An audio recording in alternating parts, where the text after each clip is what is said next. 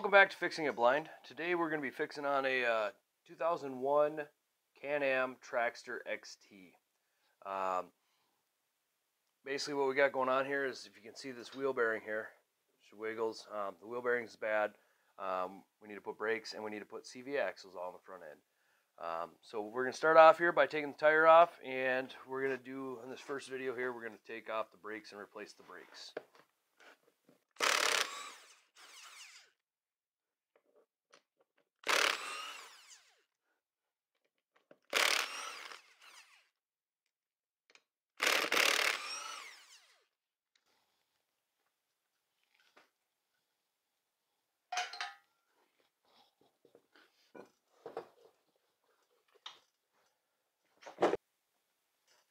So first off, this here's a brake caliper. It's on the front on these ones. And so what we're getting at is we got to get all this mud and junk off of here. And right here, underneath all this junk, is a pin that you got to take the cotter key out of and then push it out. And I will show you how to do that here. We just use a set of side cutters. Alright, so one of the first things that we have to do is we have to get all this mud and just trash out of here. So we've got a lot of buildup. This guy takes this thing off-road through the mud and gets all this garbage built up in here. So right here, there's a pin that goes all the way through. And what we need to do is we need to take this cotter key off and then take a hammer and tap on that pin.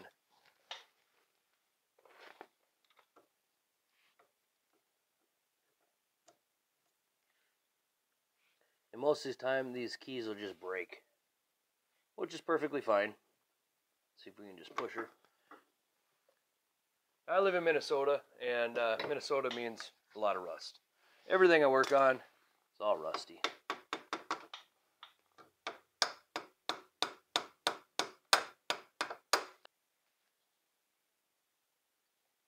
All right, so I went and grabbed a hammer and a punch, and we don't want to hit her too hard because we don't want to mushroom this out.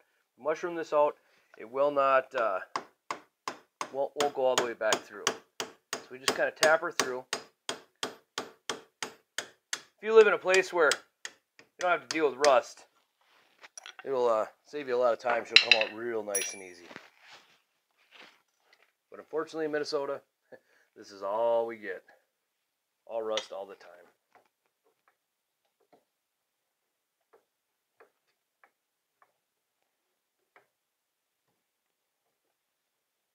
Then what I do is I take a pliers and put on the back, just kind of rock it back and forth, try and get her to spin.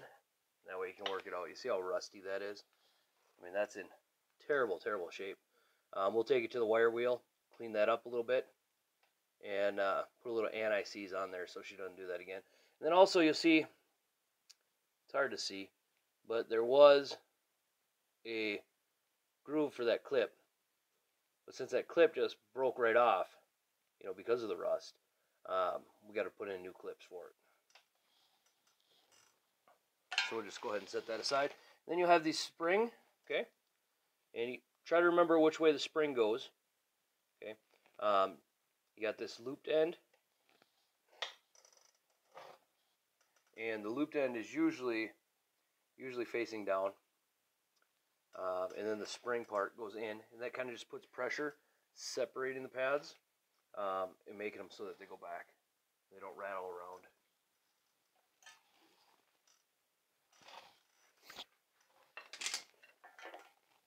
Then what I do is I take a flat blade screwdriver, and I put it in here. Let's see if I can get this so you guys can see a little better.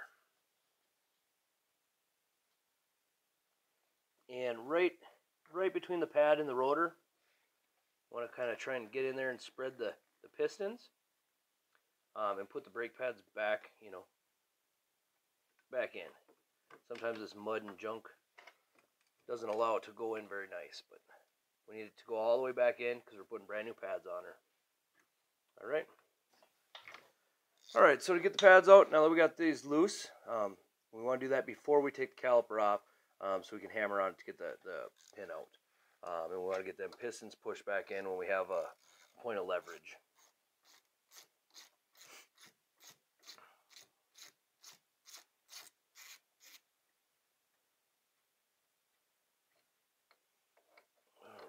one of them off.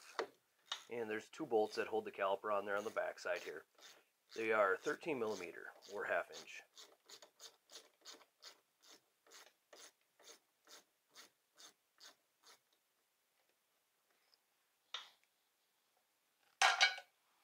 Alright, then we can just pull the caliper off, and the brake pads here come right out the bottom. You can see they're pretty well junk. The new ones have about, I don't know, 800 times the material. So yeah, these rotors are in good shape, so we're not going to be replacing those. But to replace them, I'll show you, because we have to pop this off to do CV axles anyway. But I'll show you that when we do the CV axles. As far as the new brake pads, we're going with these. They're ceramic brake pads. Basically just bought them off eBay.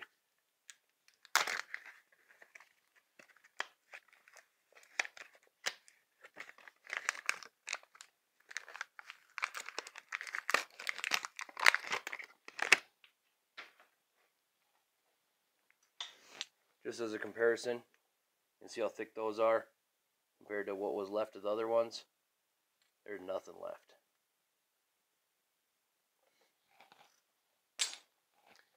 So basically what we do, we just slide these both in here. This metal part, okay, towards the back of, where the piston is. And then put this other part, this other one, metal to the inside. And then, come on now, there should be just enough room for the rotor to fit in the middle of them. But it does not appear that these pistons are pushed in all the way.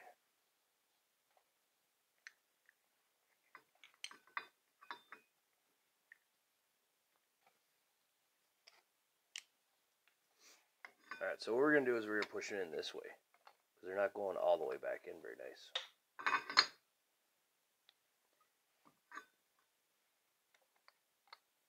So we put the plier edge on the actual piston in there, that's the round part, push it in, and do the same here.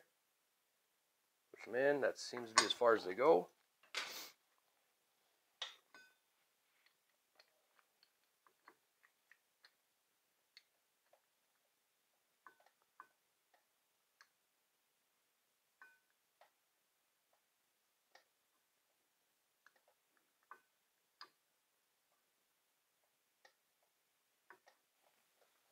Alright, sorry about that. There was some mud and junk in there that would not allow the brake pads to spread all the way. So basically, to reinstall these, we put the pads down in there once we get all that junk out of the way. Kind of hold them separated until we can get one part of it onto the brake rotor. And it's kind of difficult. Basically, we got to use our hands, split them, and then get it on here.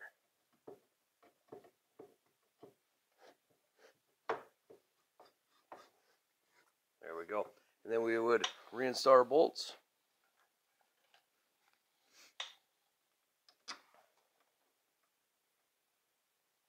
Get them both fingers started.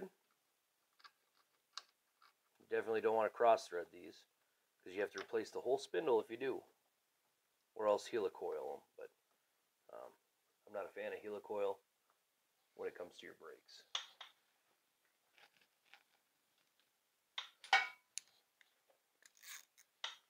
So we'll get these cinched back down.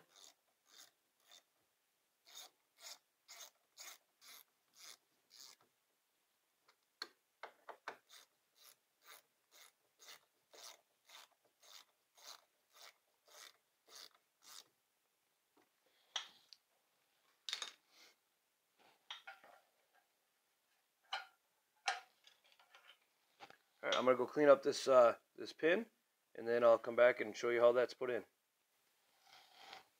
Alright, so we got to put that pin back in. I already did it once, but for whatever reason I wasn't recording.